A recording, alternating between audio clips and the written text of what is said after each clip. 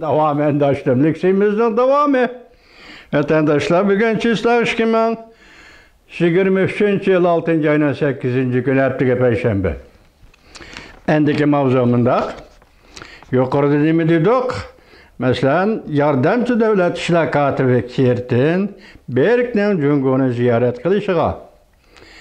Amerika Koşmuş Ştatları devlet işler katibinin Cungunu ziyaret kılışıga. Münasebet mi degan mavzunun içinde yani bundaq bir abzasni yani çoğun xat ile yazılgan abzasni bugün hazır vatandaşlarga topshiraman. Amerika ovozning Xitoy til tor betida bundaq ko'rsatildi.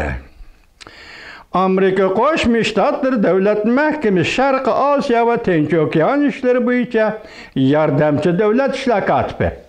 Bu yerda shunday qilinibdi. Daniel Kirtenbrink müşahaptı Cungunu ziyaret kıldı. Ama kechiringlar, Amerika Qo'shma Shtatlar Davlat Mahkamasi muavin bayonotchisi Patel 6. ayının 5. günü muxbirlarga mundaq tushundirdi bu ziyoratni. Amerika Jungo amaldorlari kishilik huquq ishga qirg'oq, ya'ni Jungo Tayvan mavzulari bo'yicha samimiy ve önümlük muhakeme edip badı. Bizim degen tok, samimiy ve önümlük degen sözler diplomatik ibare boyunca asli manisi münasebetler yak söhbetler naiti jirik alette. Yaki kopal alet ötküzüldü degen mana dep taktınıgın. Sizlerge ayttık bir leksiyada vatandaşlar bu yerde samimiy yaki önümlük degen sözler İhtilaf yanılınırğın degen ma'nini berdik vatandaşlar. Muhakemeli barda bu sefer Amerika Merkezi İstihbarat İdarəsinin başlığı William Burns Beijingni maxfiy ziyaret kılgandan keyin yana bir nafar Jungo işlariga mas'ul yuqori darajalik amaldorning Beijingni ziyaret qilishi bo'lib hisoblanadi.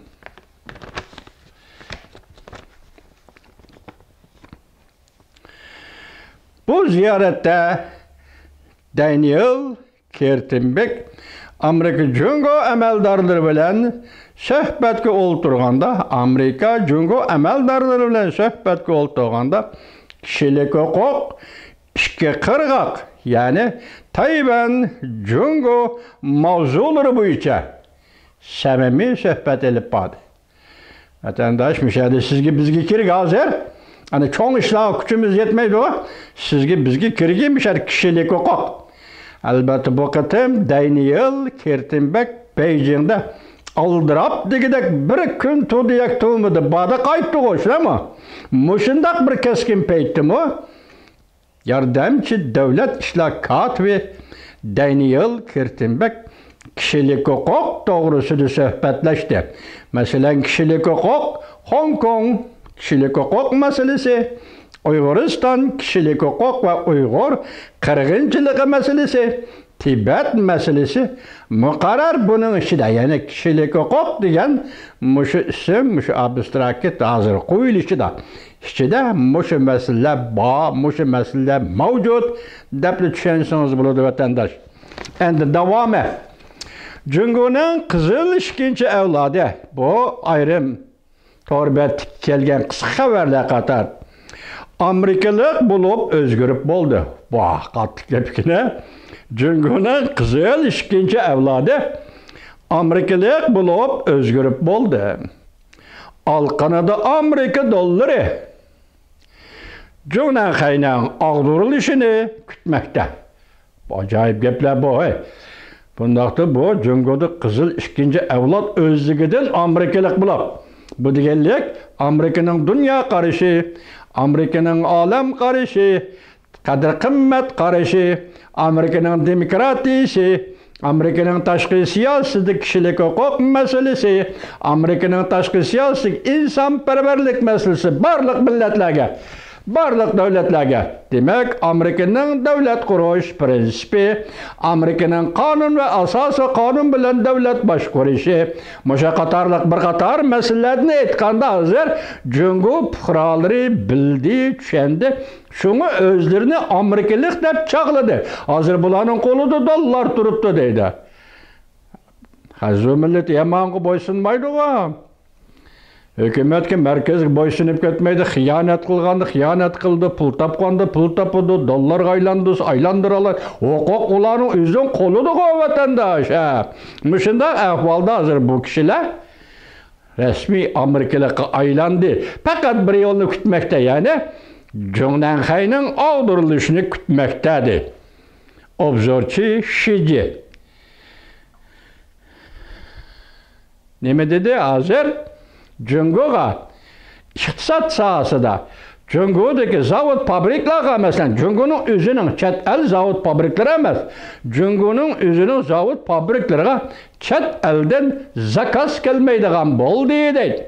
Bundan keyin obzorçu Şici qaysining halqılık paytlarning obzorçu Şici nimde bav Şici nima deydi? Demek bugün zakaz kelmedi, endi Cungo Kompartiyasining aldırılışıga dağdam yol açıldı. Demek iqtisat doktoru deydi de vatandaş. Yana bir haber, torbeti değil, kısa haber. Haberlerinin cevheri. Yani Tayvanlik profesör Meng Ju-Cheng muallim. Mundaq dedi. Xi Jinping darg'azabga keldi. En ahırki ultimatumni topshirdi. İhtimal 5. ayının 30. günü Merkezi Komitetinin yig'inida Jintao Haylang bu bir nokta. İkincisi 6. ayının 4. günü Amerika Qo'shma Shtatlarının 2 nafar yuqori darajalik diplomati Beijingni ziyorat qilishdan burun Elki körgözme heykeller mecmuasını körgözmünü körgendiğin kiyen Cunhua milletlerinin içinde milletlerine tarqılıp ketişi bulmaydı.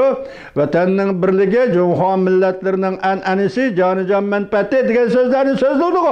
Demek hazır bir adım Meng Ju-Cheng Tayvan'ın profesörü obzorçu Meng Ju-Cheng devat dedi ki hazır Xi Jinping 5. ayının 30. günüdeki ultimatum Jintao Haylang'da şiddet vaziyetke duş kelimiz.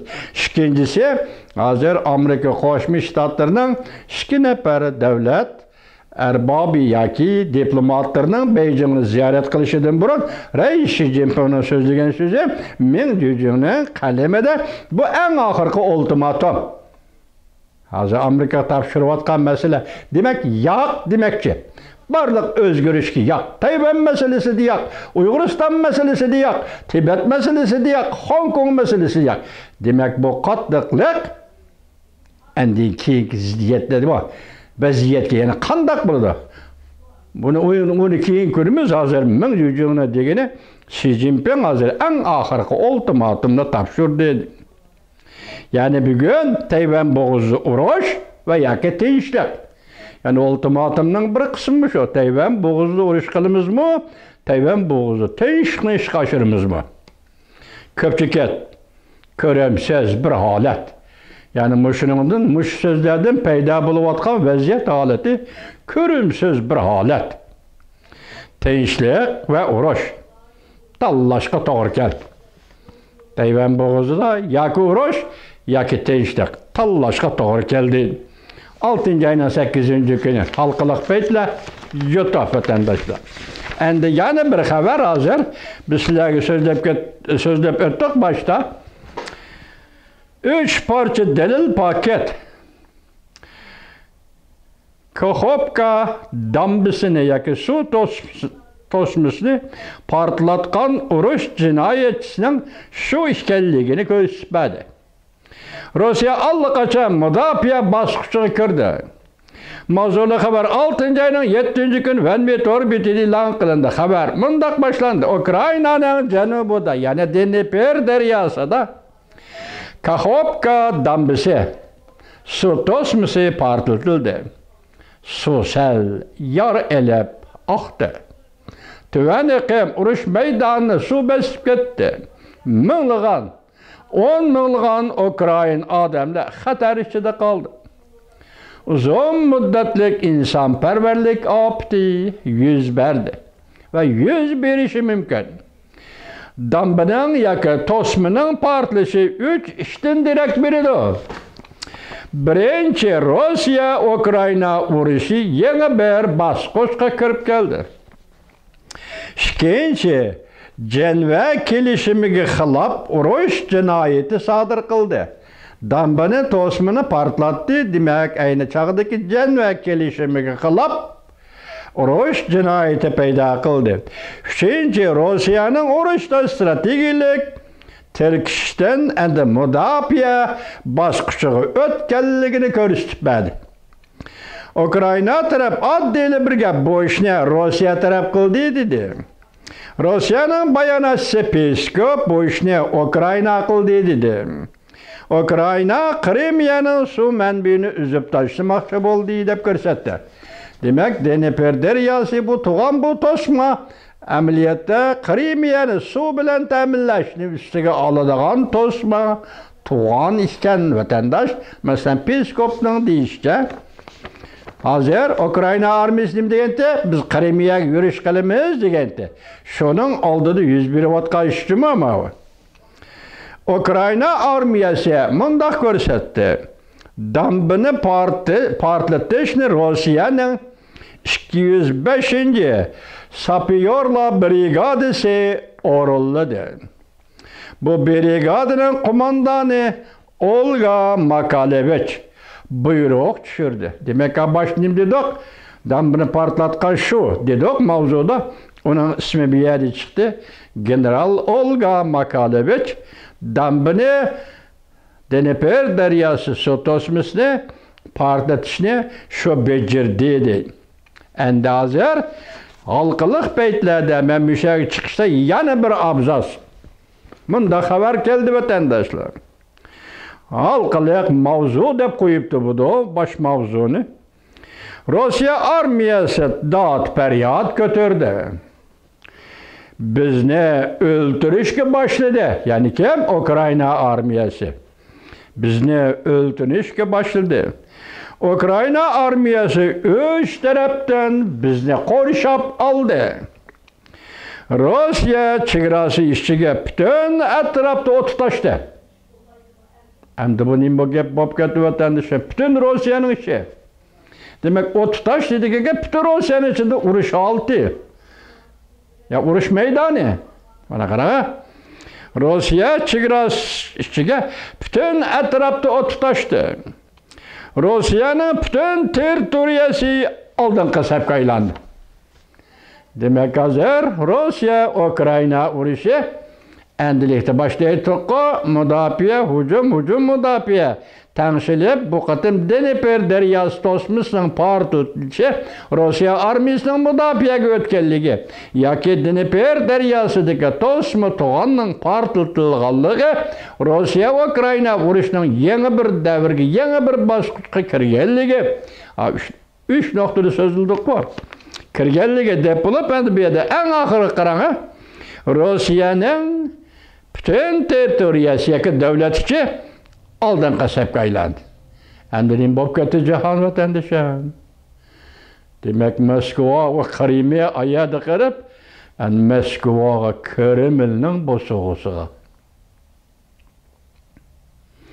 G'ayrat qil. Ukraina xalqi g'ayrat qil. 1812-yili Napoleon Rossiyaga hujum qilib kirganda qarg'a general Kutuzov qahramonlik ko'rsatib Napoleonni yengan edi. Napoleon armiyasi Moskvaning bo'sug'usidan ketgan edi. Uning sabablari harbiy ishlarda nurg'un bo'lgan bo'lsa-mu, bu bir tarixning jarayonidir. Bugun sen g'ayrat qil, Kazak avlodi Ukraina. Teishdonning, Sholoxovning, yozg'ich Sholoxovning qahramoni Ukraina. G'ayrat qil. Kreml oldingda. Moskva oldingda. G'ayrat qil, Ukraina. Halqılık paytlar 6-ayning 8-kuni yutdi. Ma keyingi gaplar men dedim juma. Halqılık paytlar debdi men dedim endi, ne? Vatandaş.